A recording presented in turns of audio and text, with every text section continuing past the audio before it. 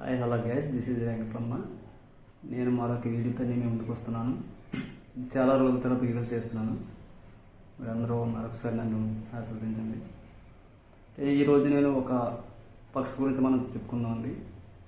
ఆ పక్షి ఏంటంటే సాతక పక్షి. ఈ సాతక పక్షి అనేది చాలా అరుదు. ఇది సాధారణంగా ఎక్కడ కనిపించదు.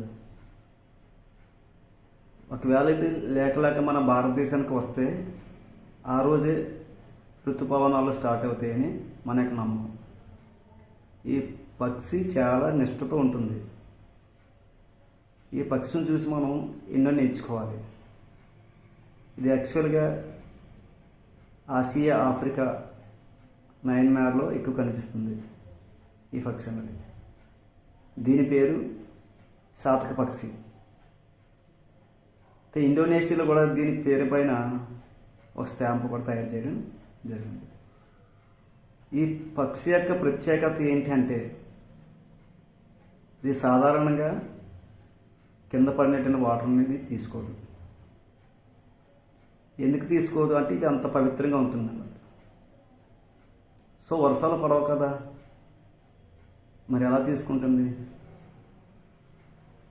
అని ప్రతి ఒక్కరు అనుకోవచ్చు. కానీ అప్పటి వరకు ఇది ఈ సాతక పక్షి ఎంతో నిష్ఠతో, ఓర్పుతో, భరోసాతో, నమ్మకంతో ఎదురు చూస్తుంటుంది. నువ్వు ఎలాంటి వాటర్ పోసినా సరే ఇది అసలు ముట్టుకోదు. నువ్వు పంచపర్వాణాలు పెట్టినా, నువ్వు పాత్రలో స్వచ్ఛమైన పాలు పోసినా సరే ఇది అసలు తీసుకోదు, అసలు ముట్టుకోదు. ఎప్పుడైతే వర్షాలు పడ్డాయో ఆ వర్షపు నీరు కింద పడకుండా తన యొక్క తలని పైకెత్తి అది వాటర్ తీసుకోవడం జరుగుతుంది. అంటే అప్పటి వరకు ఇది ఎంత ఓర్పుతో, సహనంతో ఎదురు చూస్తుంది. మన ప్రతి ఒక్కరం కూడా ఓర్పు అంటే ఏంటి, సహనం అంటే ఏంటి, సక్సెస్ అనేది అందరూ వెంటనే అయిపోదు. ఆ సక్సెస్ కోసం ఎదురు చూడాలంటే కొన్ని కష్టాలు మనకు తప్పవు. కష్టపడి చదవాలి, ఎంత ఓర్పుతో ఉండాలి, సహనంతో ఉండాలి. అవన్నీ ఉంటేనే మనం ఏదైనా సాధించగలుగుతాం. ఆ విషయంలో సాతక పక్షి అనేది సక్సెస్ సాధించింది. సాధారణంగా ఈ పక్షి ఎప్పుడైతే మన భారతదేశానికి వచ్చిందో అంటే మైగ్రేషన్ బాగా అనమాట. ఇది నీటి బాతు టైప్, నమల టైప్, ఆ టైప్లో ఉంటుంది ఈ సాతక పక్షి అనేది.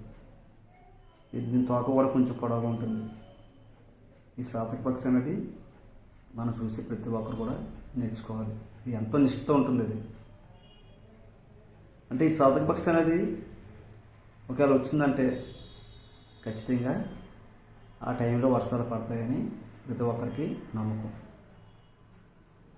మన ఆంధ్రప్రదేశ్ చూసుకుంటే 2014 కూడా ఆ కడప, ఆ పరిసర ప్రాంతాల్లో ఒకసారి కనిపించిందని అందరూ అనుకుంటారు.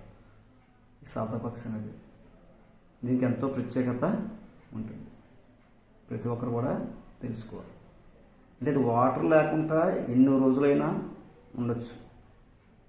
ఎందుకంటే ఎప్పుడైతే వర్షాలు పడ్డాయో మనకు చెప్పలేం వర్షాలు ఎప్పుడు పడతాయండి. 6 months అవ్వచ్చు, 7 months అవ్వచ్చు, ఎప్పుడైనా అవ్వచ్చు. అప్పటి వరకు ఇది అలా అరుస్తూ ఉంటుంది ఆకలితో, కానీ ఎదురు చూస్తూ ఉంటుంది. సో మనం కూడా అంటే కష్టంతో మనం కూడా అంటే మనకి సక్సెస్ అయినంత వరకు కూడా మనం కూడా కష్టపడి ఎదురు చూస్తుంటారు. అప్పుడు కంపల్సరీగా మనం ఏదైనా సాధించగలుగుతాం. సో ఇది ఎక్కువ ఆఫ్రికాలో, మయన్మార్లో, ఆసియాలో కూడా ఇది కనిపిస్తుంది. మనకి 2014 మాత్రం కడప జిల్లాలో వచ్చిందన్నట్టు మనకి అంచనా అన్నమాట. సో ఇది ప్రతి ఒక్కరు గుర్తుపెట్టుకోవాలి. So thank you all.